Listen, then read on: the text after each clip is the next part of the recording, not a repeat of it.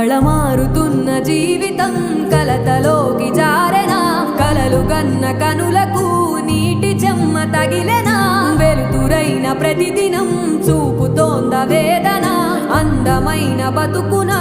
అలజడి చలరేగెనా ఏమిటి నీ పాపం ఏమిటి నీ నేరం చీకటి ముసిరిందే చిటికల్లోనా తీరదు నీ శోకం మారదు ఈ లోకం